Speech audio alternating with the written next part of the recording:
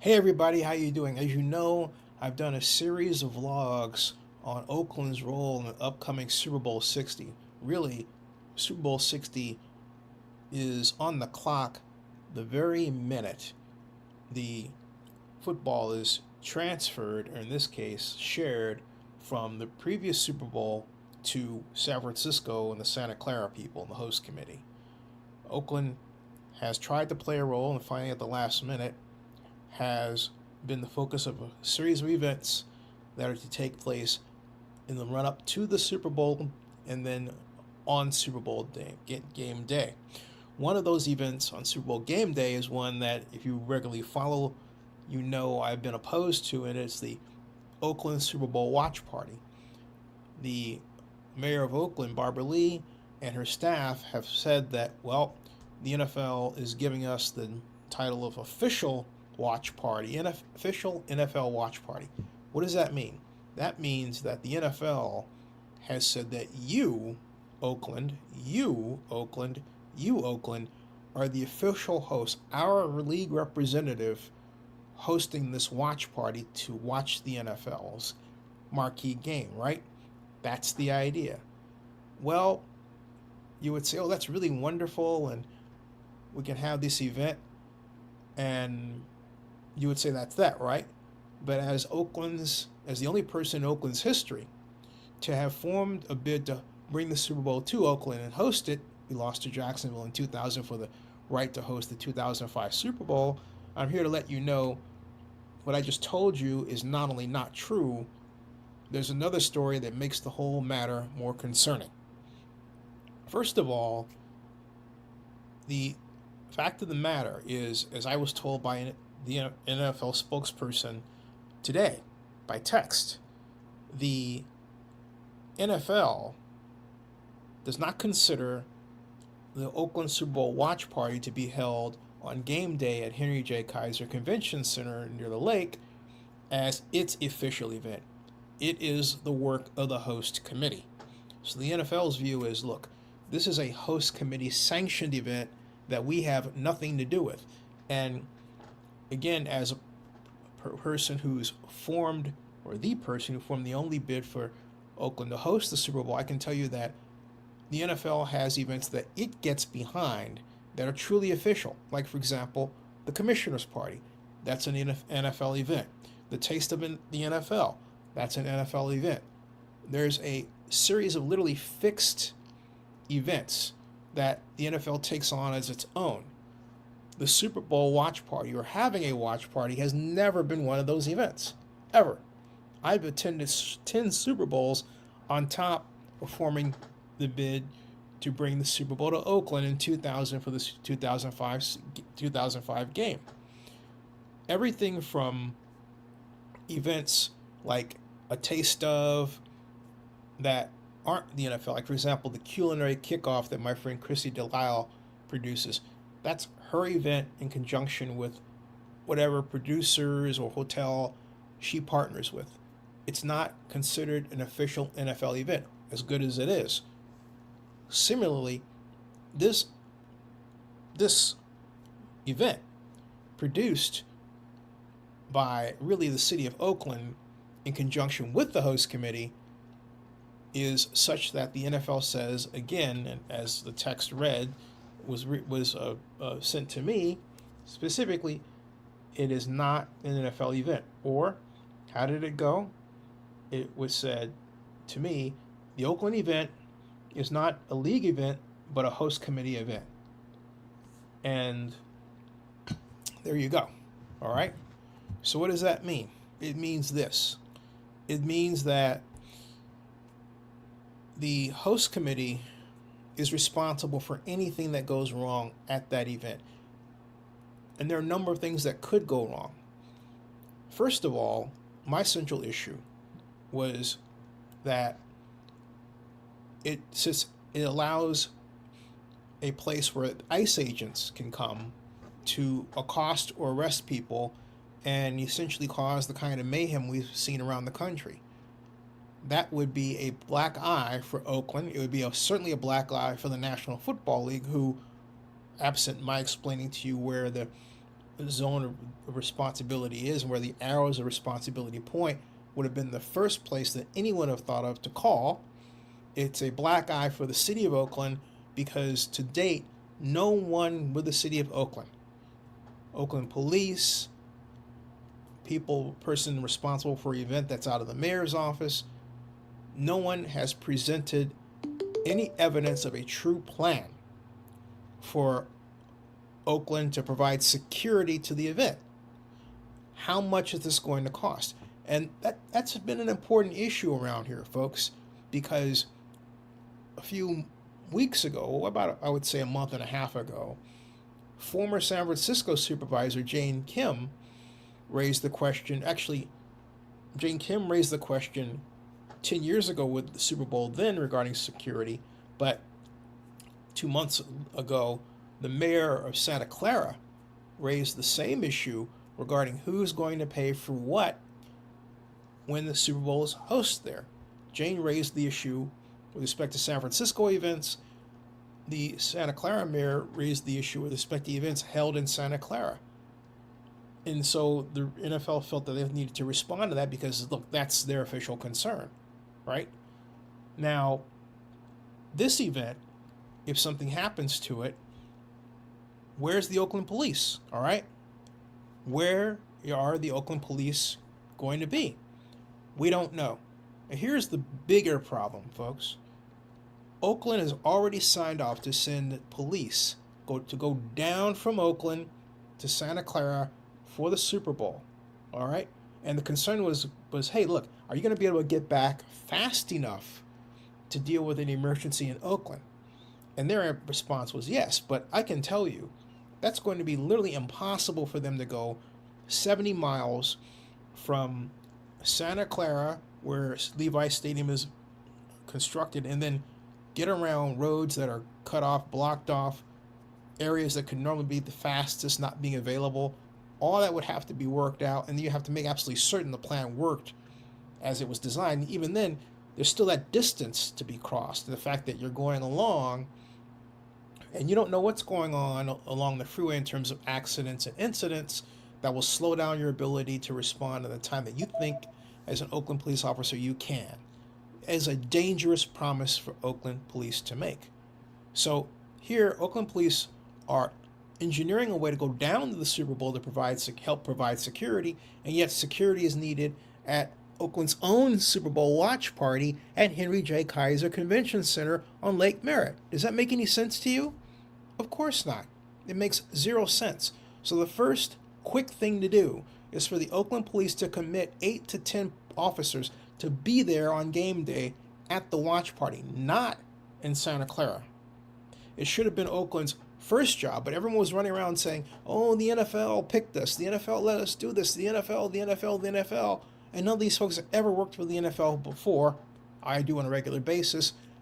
And so didn't even stop to consider the possibility that maybe this wasn't really an NFL event, because none of them have ever formed a Super Bowl bid or been to a Super Bowl in such a way as to know how it's laid out and talk to a number of right people. None.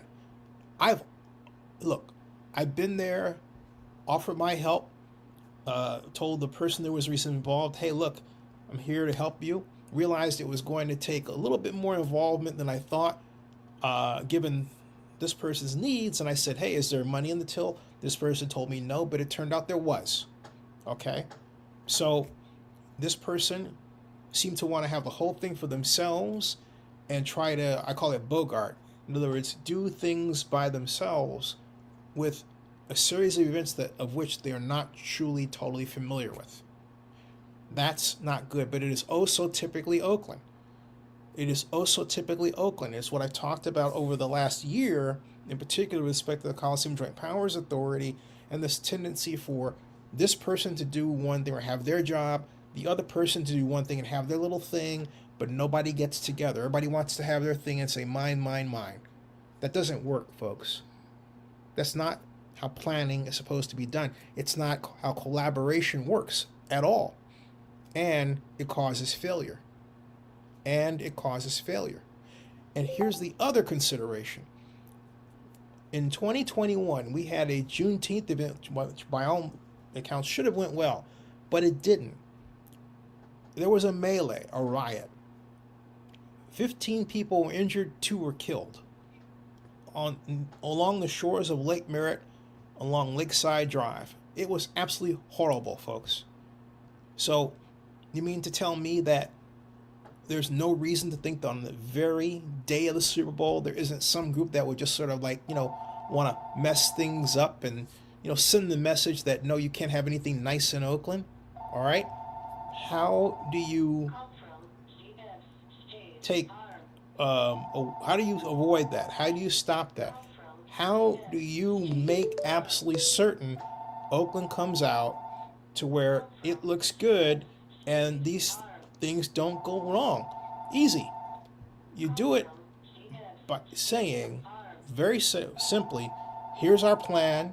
We're ready for all of these mishaps that could happen, and we are going to do everything in our power to make sure they don't happen, and we're going to be there on hand from the mayor on down to meet patrons, but we're going to have a heavy police presence so that nothing happens, and this is going to be an ice-free zone, which gets to my other concern, ICE. ICE has visited Oakland before as recently as last August. What's to stop ICE from visiting Oakland again? President Trump has already said that ICE will be in force around the grounds of Levi's Stadium and down in Santa Clara and San Jose for the Super Bowl. What is to stop ICE agents from coming over to the Oakland watch party at Henry J. Kaiser Convention Center? And before you say, well, ICE isn't in the East Bay, no, that's wrong. They are, actually.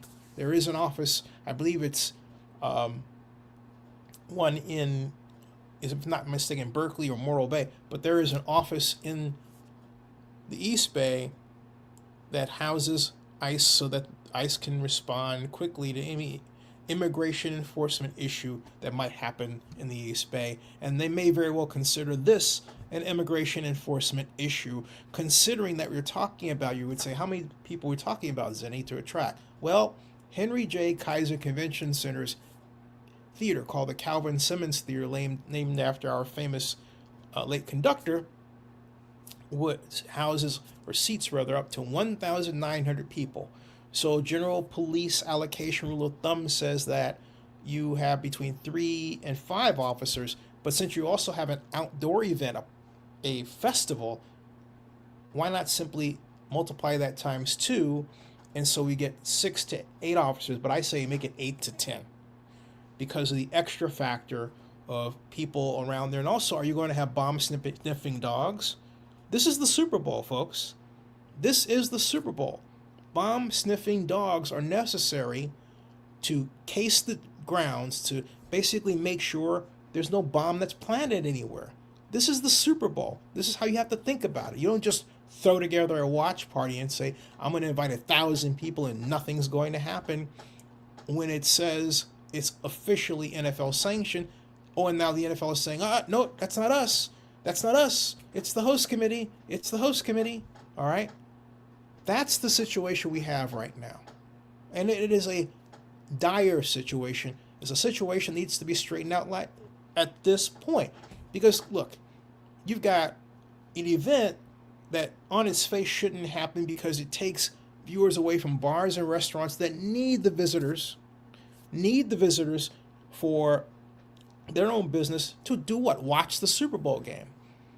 The NFL has constantly bragged about how the Super Bowl brings business to restaurants and bars throughout the country. Indeed, throughout the world, people lining up to watch their favorite NFL team win the Super Bowl.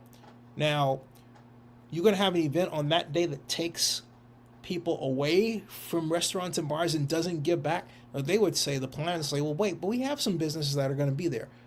Not the total number of Oakland bars and restaurants. Okay? So you have a scenario where in a situation, perhaps a significant number of people could be drawn away to at least check out this event, indoor, outdoor, just to see what's going on, and maybe they heard a celebrity was going to be there or something like that. So what happens? the alley loses out on 3325 Grand Avenue. Or maybe, guess what? Someone else that loses out is room 389 down the street on Grand. Or the athletic bar further down on Grand Avenue. I can go on and on and on naming the restaurants and bars that would be harmed to some extent by this giant watch party. It's not a good idea to do it. But look, then you're going to do it, and you're going to tell me you're going to have no police presence whatsoever in Oakland? Oh, give me a break, all right? On Super Bowl game day, that is asking for trouble. Because you also know that on Super Bowl game day, it means what? Eating and drinking for some people. So you invite the possibility of patrons down there. You tell them not to drink. We're drunk. You say it's for kids. Well, if it's for kids, how do you make sure that people down there don't bring in alcohol? Are they going to have guns? Do you have a metal detector to see whether or not they have guns on them? No metal detector, you're asking for trouble. You're asking for trouble, all right? This event has all the signs of Oakland asking for trouble as opposed to Oakland doing it smart. That's what's going on here. And that's why the league said, aside from the fact that it's true, that it is a host committee event and it is not an NFL event. Not an NFL event. This is a serious issue, folks. Serious. Okay? And the city needs to step up right now, communicate a plan exists to basically prevent choppy waters from developing any more so than they will after my broadcast of this, and then move forward. Because yeah, I understand they want to have this because they made all these commitments and so on. But at least if that's the case, make sure there are people there to protect it. Alameda County sheriffs, Oakland police, private security as well. All right, make a presence known, a security presence there, so that no one has this idea that they can do anything wrong there. And again, I stress this, I don't know how many times, because I've seen it again and again and again at every Super Bowl I've attended. You need bomb-sniffing dogs, all right? Bomb-sniffing dogs to case the joint around the convention center and the grounds. Make sure there's nothing around there so that there are no surprises, okay? You should be afraid that something would go wrong, like I am, so that you can make sure that nothing goes wrong. That's the idea. And now you're saying, hey, look, how much is this going to cost the city? And I would say, yeah, that's a good question. And if the city turned around and said, well, gee, we expected the host committee to pay for it, my answer is going to be, you're nuts, all right? Absolutely nuts. Because if I'm running the host committee, all right, I will never ask you to do an event that I can't pay for and you can't do, okay? If I'm asking for you to do an event, then I should have the money to pay for it. But if I don't have the money to pay for it, from my perspective, it's not happening, okay? It is not happening. So undoubtedly the host committee said, you know what? You're paying for this, okay? They've got to handle it that way because the NFL will go ape blankety blank if the host committee didn't handle it that way. Already the host committee has put the NFL in a bad light by just producing something that's such a high profile and saying this is an official NFL event as opposed to an official Super Bowl host committee event. That's what it should have said. That was the mistake. All right? That was the mistake. So this needs to be fixed now. Right now, not later, now. Subscribe to Zenny62 on YouTube. Bookmark NFL News by Zenny62.com. And let's get to work on getting this straight. Thank you.